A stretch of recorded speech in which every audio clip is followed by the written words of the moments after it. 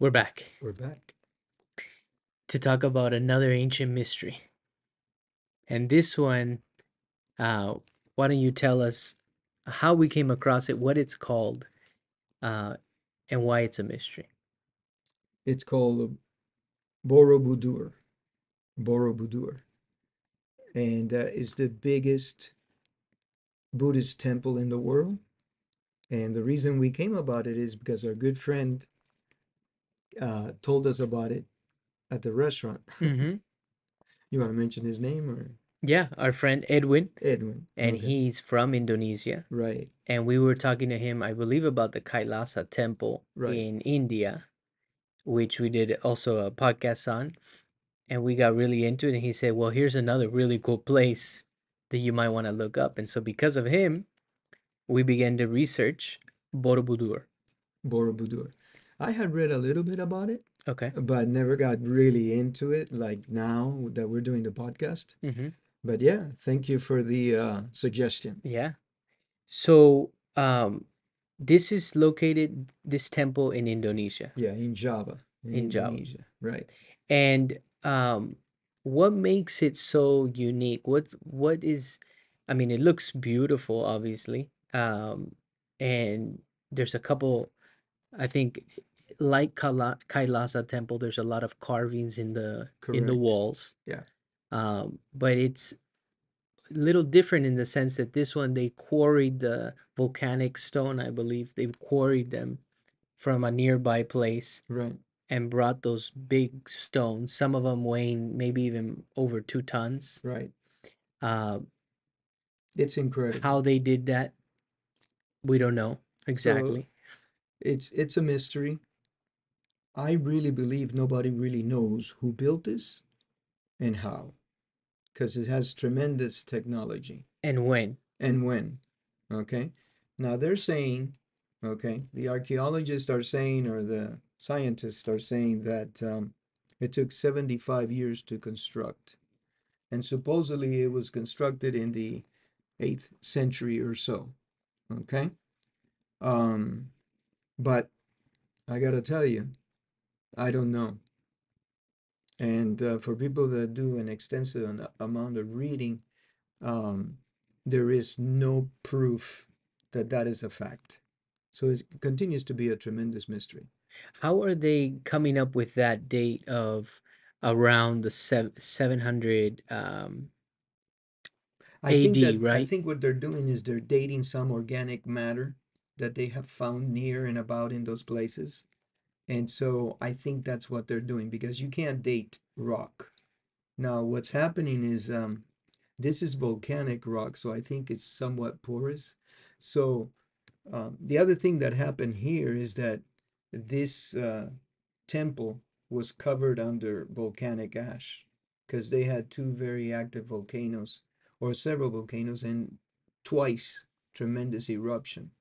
Okay, we're getting a little bit out of it, in the order that I want. But what happens, a lot of people believe that this is the reason why it went from this center of civilization over to, I believe, the east coast, okay, of Java.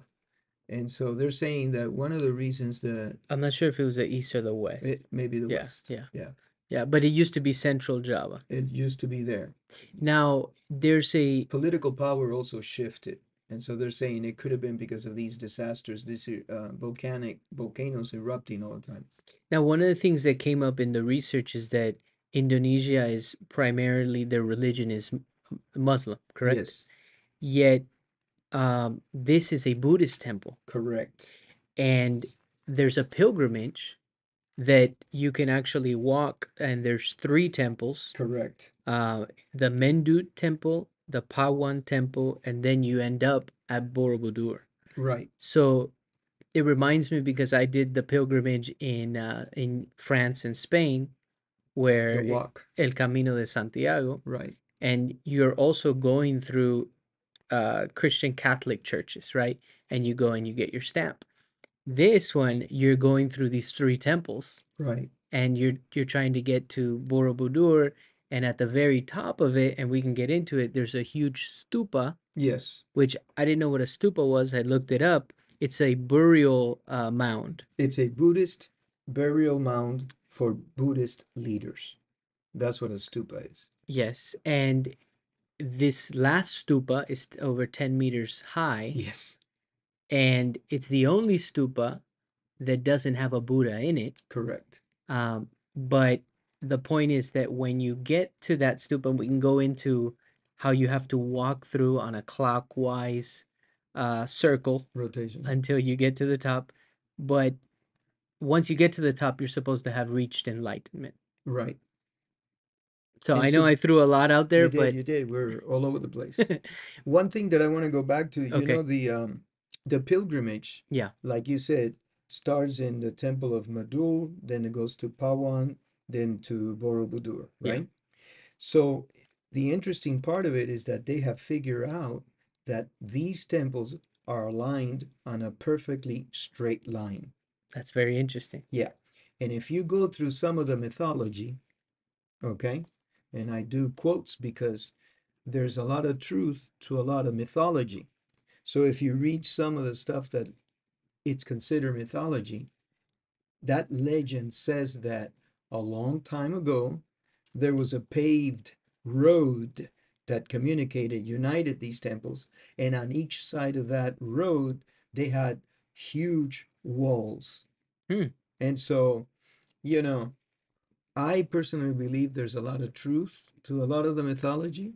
We take in the mythology like if it's not anything concrete, and I'm here to tell you that I think a lot of mythology is There's truth there's behind it truth behind it. because that's how stories were told through the Yes, oral tradition. correct. Now, one thing going back to Edwin, who brought this up to Yeah. us, he also mentioned, I remember, about it was a goddess, I believe, some Mm-hmm. deity, who apparently built all of these temples within a very short amount of time. Do you remember him mentioning that? Yeah. I didn't come across that in the research for this one, but it seems like multiple times, like Kailasa Temple talked about a king that had promised that he was going to build temples because his wife was cured, Yeah, his wife was ill and he talked to Shiva. the god He Shiva. he prayed to Shiva, not that Uh-huh. he talked. He prayed to Shiva and he said, "Hey, if you make my wife better, bring her back her health, Hmm. then I will build the biggest temple in your honor, the most illustrious temple." Yeah, And then, sure enough, his wife got better. And then he said, "Well, I'm going to build this huge thing, but I'm going to need help from the the gods." gods. Yeah, And supposedly, according to the legend, that Kailasa temple was built in 7 days, yeah. The which is reason quite, I I mean, it's beautiful, the story in and of itself. and the reason I bring that up is because you brought up mythology, Yeah, and there's also mythology in as to how this was built as well, right? right. Yeah, So the final stupa that's up there, yeah. okay, they said that it was solid or concrete. It's supposed to symbolize eternity, okay? The other 72 stupas are that are surrounding the big one are hollow and they have a Buddha inside. Hmm. Now there is space in the big one and it's empty today and nobody knows what was in there. Right. Okay, which is another mystery. And unfortunately, in all the research that I did on Borobudur, they're saying that there were a lot of people that went in there and took things, you know, Did they take heads of the they Buddhas? took heads of the Buddhas. There's Yeah. like, I wrote it down, there's like 504 Buddhas in the entire temple, let's say, statues. 300 of them are damaged, and 43 have their heads missing. Mm. Okay, Yeah, and that's intentional. that's Somebody intentional. somebody took the head of the Yeah, Buddha. yeah, Yeah. yeah. You would think. Yeah. Um Now I I wanted to bring up it's a 5 mile walk. It's a Mm-hmm. 5 mile long walk, which is 3 miles. There are over 1,000 artistic carvings. It has relief panels. I have here that One source said 2,672, but That's what I have. you have also, Mm-hmm. and I'll link the sources also on the description because you did your independent research, I did mine as Right. well. Um, we mentioned it's the largest Buddhist temple in the world. Now, what is the largest Buddhist temple in the world doing in a predominantly Muslim country? Mm-hmm. Well, And it's predominantly not Muslim now as history continued, mhm, but there is proof that the Buddhist and the Hindu religions, okay, lived together in harmony, okay, for many, many years. And they were talking about two families. For the Buddhist, they were talking about the Salendra, and for the Hindu, they were talking about the Sanjays. But they lived in harmony without fighting each other. They lived caring for each other.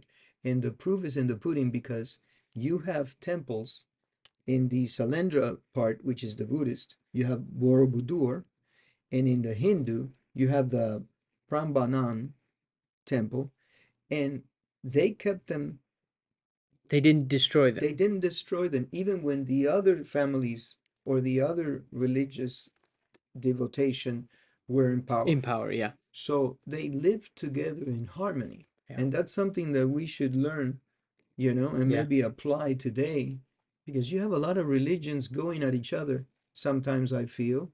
And here you have proof that they coexisted together, they lived together, they cared for each other. They didn't, they allowed somebody else to have a different point of view in terms of their religion's beliefs, and they coexisted. yeah. And this is proof that, because they could have easily destroyed each other's temples when they took over, but they didn't. Okay. And so now it's become mostly a Muslim country, right? But this, I think, is in recent history. Now you have people coming from all parts of the world to do this pilgrimage also. Like I saw a map, people coming from India, China, I forgot what other countries, and parts of the world to this temple to do the pilgrimage. Yeah. Well, what happened is that the temple was rediscovered, according to what we read, back in 1814. Okay. And the reason they say it was rediscovered is because the jungle grew upon it, and also it was covered with ash, Volcanic ash. volcanic ash, Yeah. because you have these volcanoes that had huge eruptions. So, what I didn't know about this temple is that the reconstruction efforts that have taken place to bring it back to life have been immense. Yeah.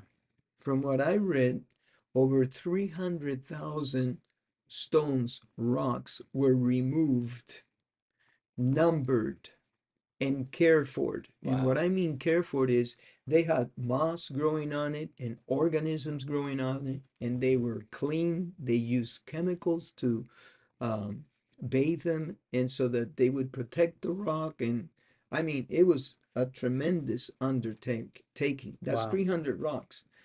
And approximately close to 1 million artifacts that were pulled from the temple and then put back.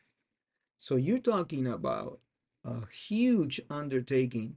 Um, and they knew that it was tremendous, so they went and they applied to new UNESCO, and then became a heritage protective site. Yeah.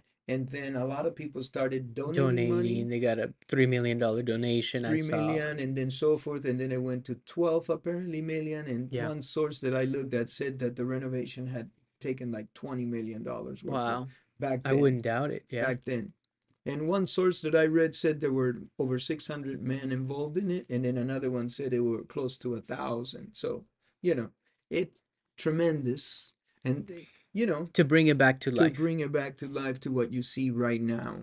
Now, why is it that nobody has claimed in history that they built this? There are no, there's, from what I researched, there's no written record of it being built, Okay, so I'm going to throw my 2 cents out there, okay? which, by the way, Teotihuacan in Mexico. Same thing. The Pyramid of the Sun, I believe. It's the Pyramid of the Sun, I believe.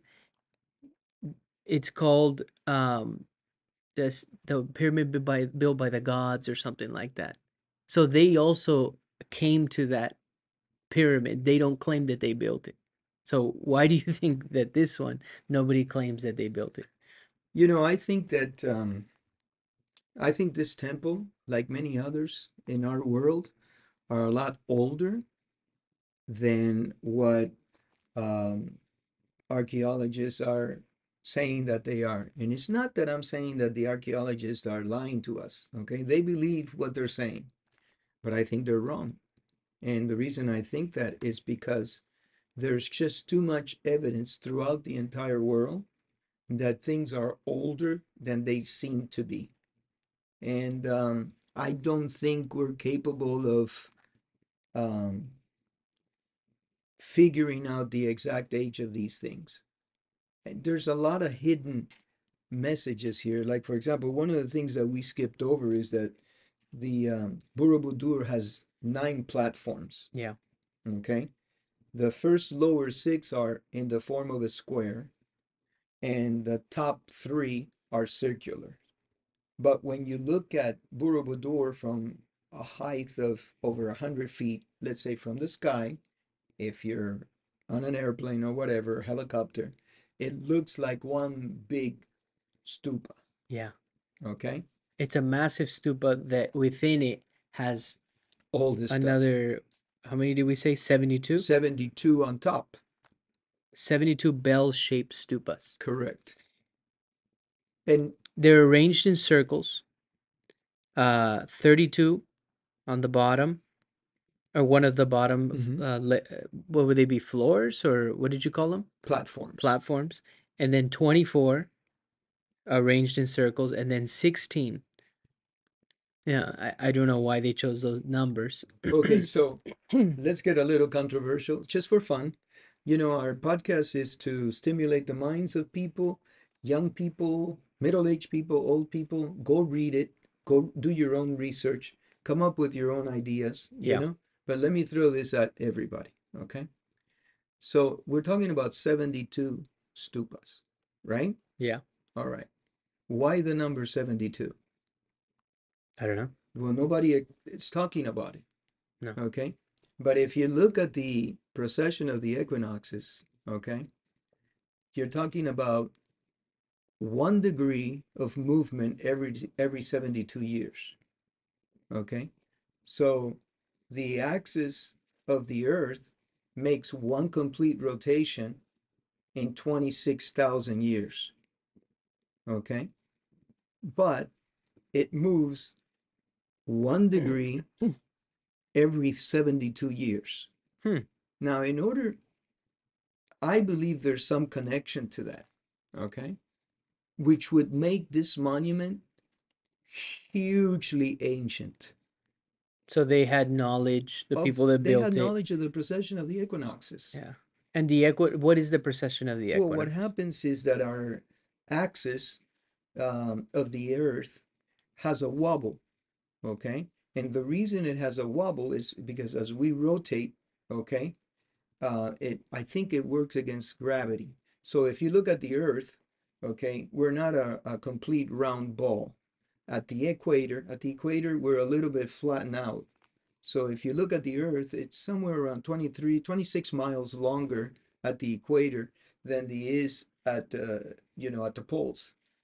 And so that creates several effects. For example, a person at the equator weighs more than a person in the North Pole Mm. by 1 degree.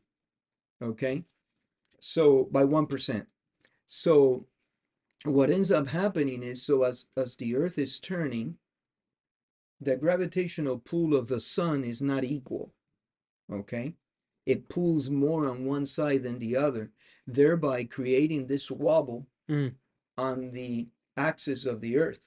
And that's why we're not facing the North Star. It's not the same one all the time. And our ancient people knew this.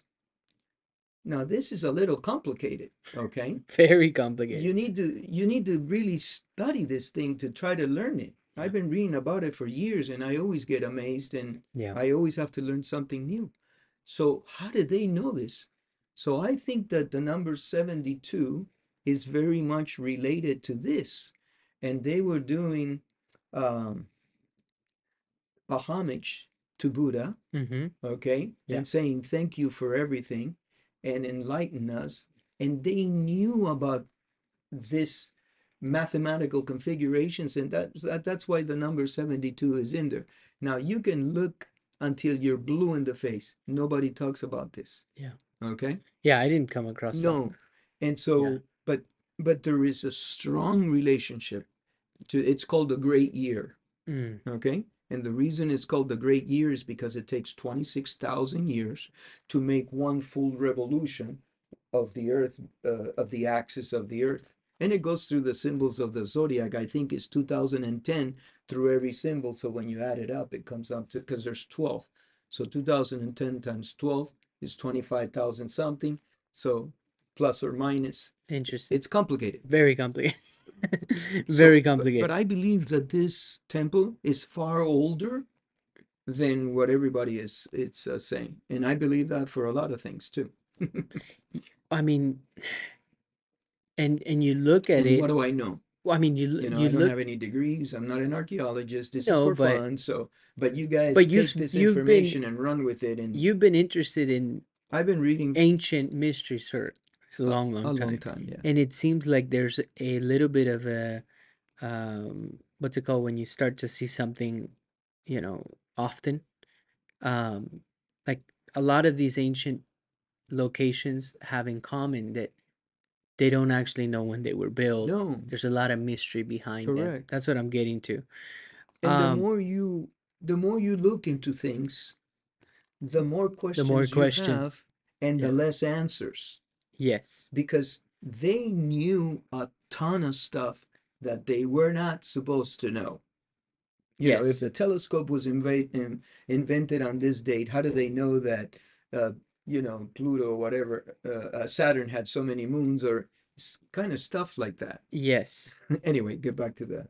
Um, One of the things that, well, I'm interested in how they move these massive stones. That's very interesting to me. They were quarried apparently from a nearby area.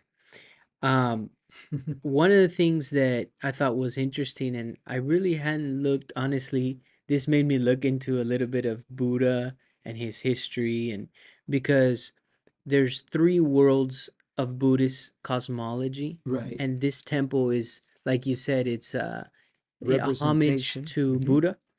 Um, and there's three stages of mental preparation. I love And it. in the pilgrimage, as you're going clockwise up the temple, you're going to see all of these carvings, which are they're drawings, they're carved into the right galleries, Yes, which all tell a story. And so the first uh, stage of mental preparation is the world of desires. correct. And from what I understand, a lot of that first, would it be the first platform? Yes, the first base, yeah. Has to do with the life of Buddha and some of the things that he encountered as, I guess, in his youth, Yeah, maybe, and coming up. right, right. And they call it Kamadhatu. Okay. Is that the name of the world of desire? Yes. Okay. And one of the things that was interesting there was his life story. So you had his mother, Queen Maya, which has a dream of a white elephant. And then she becomes pregnant Oh, well, with Buddha, yeah. which he had his name, I want to get it right because it was but Buddha was born soon after this dream that she had. And I guess, and this is actually carved into the wall, he takes, I believe, 6 steps, and in every step, because Buddha was born and he could walk the moment he was born, Amazing. every step was there was became a lotus flower. Wow. Um, but his name, Love it. let's get it right. Um, which, by the way, when I looked, oh, Siddhartha Gautama, Okay. that was Buddha's name. when he was born. And I also looked up when was he around, and it says, I just googled, was Buddha real? When was he born? When was he around? And it says historians generally agree there was a historical Buddha and that he lived sometime in the 4th through the 6th century BCE, give or take. Um, so before Christ. Right. But the story I brought up to you is very interesting because it's like the Virgin Mary. The part of the conception, right? Yeah, Immaculate Immaculate Conception of conception. and Jesus Christ. So I just thought that was very It's interesting. very interesting. Very interesting. Um, But if you can finish, the platform. So that was the first one. well, yeah, And then you get into the second world or stage of mental preparation, which correct, I learned is called the world of forms. correct. I'm not too sure what that world It's called Rupadatu. okay. And I don't really know what's in that world. I I think it's all the physical The aspect physical of things, things. the Yeah, forms. yeah, Okay. the physical aspect of things. Got Okay, it. Got it. so that's it. And keep in mind, you start at the bottom, and then you're walking in a Clockwise. clockwise rotation. And as you do this pilgrimage, you're growing. Yes, you're You're being learning. fulfilled. You're being, and you are preview to all these carvings, which all tell a story about Buddha, and they're telling you about good, about evil, about this, and you Yes. keep walking, okay? Temptations. Temptations Yes. until you reach the upper three, which is called Ampadatum. The last one, I know I'm the mispronouncing it. world of formlessness. So those Formlessness. are the three. You Right. start in the world of desires, you graduate to the world of forms, and then finally the world of formlessness, which is the I guess where you reach enlightenment. Yeah. Yeah. This is from And then what you I step understand. up and you reach the ultimate stupa, which means it's a symbolic representation for eternity. And And I mean, it's incredible. I mean, I one love of the things that I thought was really it. interesting is the carvings, how they tell a story. And in some of the research, I came across the Mendut Temple, which we talked about, right? Uh-huh. It was the first one in the pilgrimage. You Right, start with the Mendut Temple. Where did I have it? Oh yeah, and then you hit the Pawan Temple and then Borobudur. right. Well, the Mendut Temple, well, was one particular carving where it's a two-headed bird. And here's the story. The top bird um gets, I guess, all of the good food and all of the good berries and nutrition, and the bottom head, it's a two-headed bird. The bottom head is getting the The bad stuff, the leftovers. leftovers. Did you see this one? Yeah, yeah, yeah. And so eventually the bottom head gets upset. It's the same bird, but the bottom head gets upset that the top head is getting all the good stuff. So the bottom head of the bird eats a poisonous mushroom and they both die. Right, And so that's a lesson there, that we're one, and when you hurt, let's say, your brother, you're hurting yourself. That's the right. way that I take that message. And those are the type of messages that these temples No, have carved in. they are wise beyond our wildest comprehension.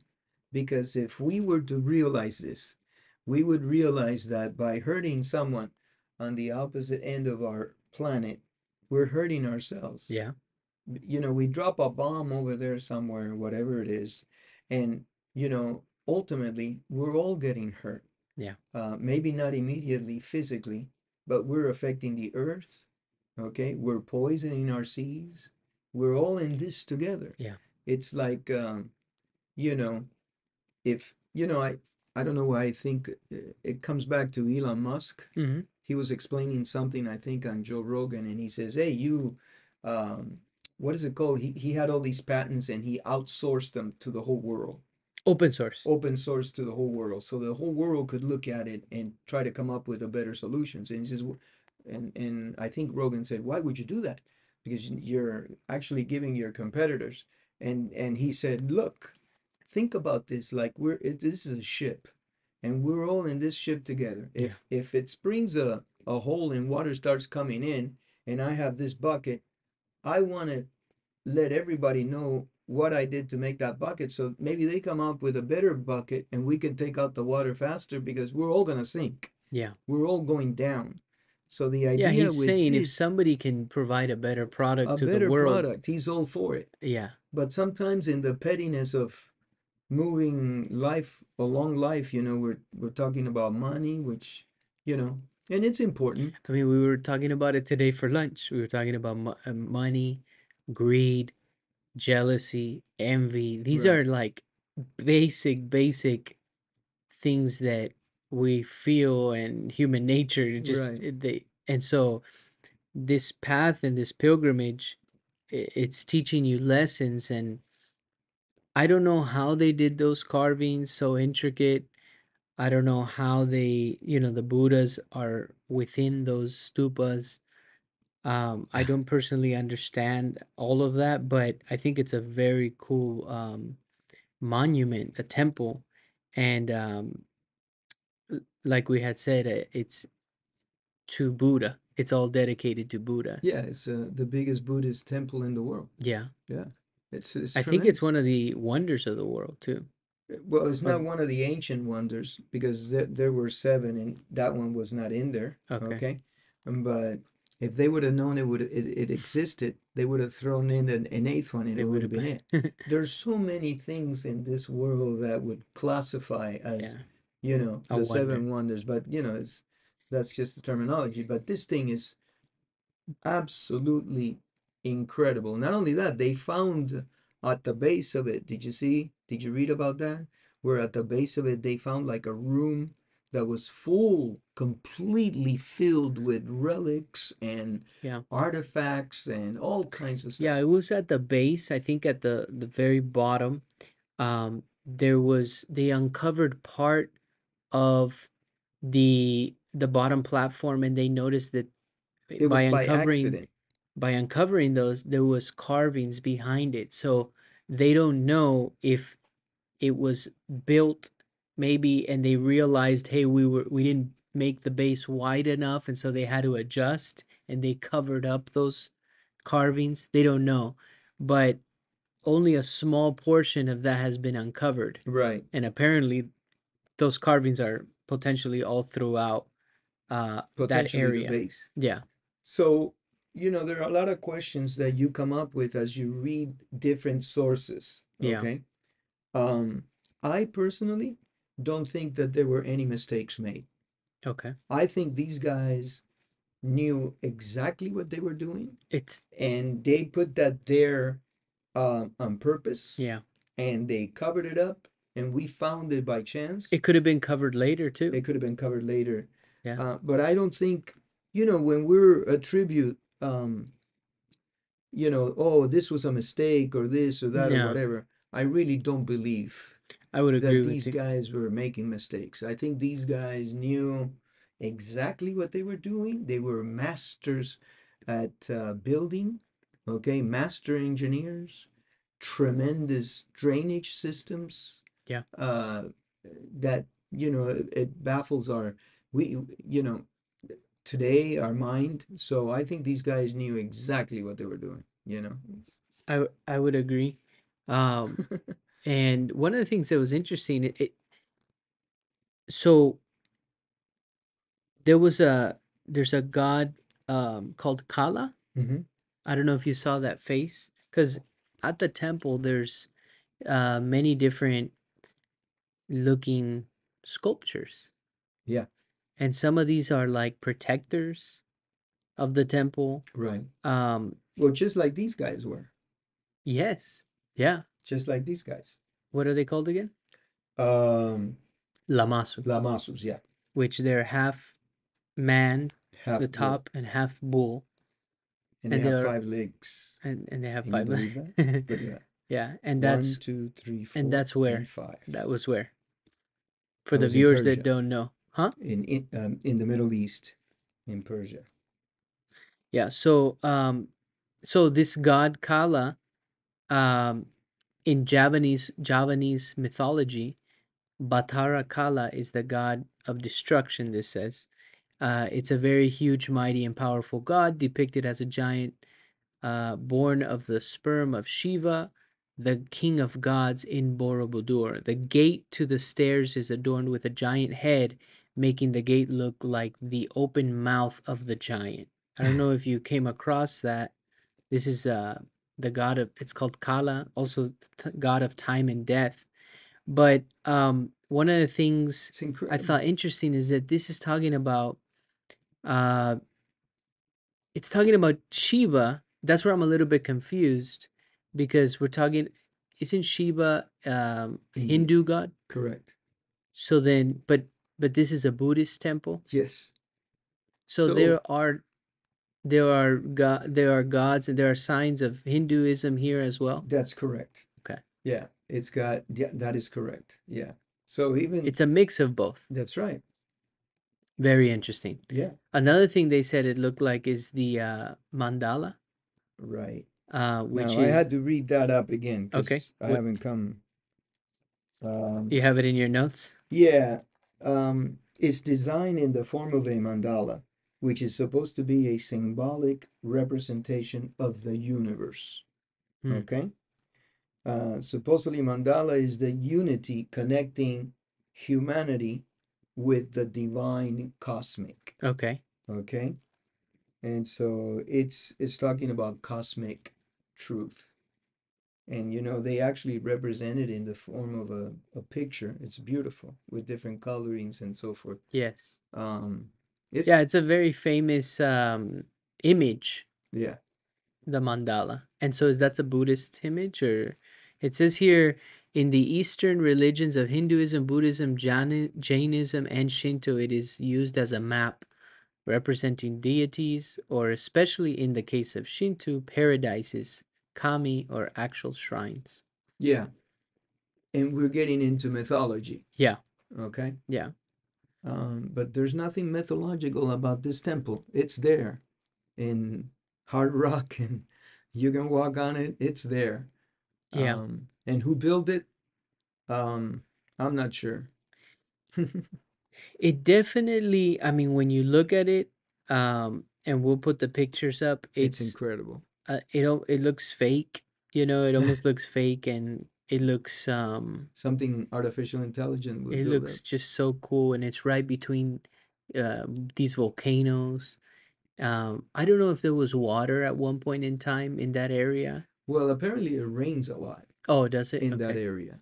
Okay. And so that's why in the process of the restoration that they did, Mm-hmm. which I think it started in the 60s and it I think it stopped for a while and then it started in the 70s again but they did a massive massive restoration to this place. Yeah.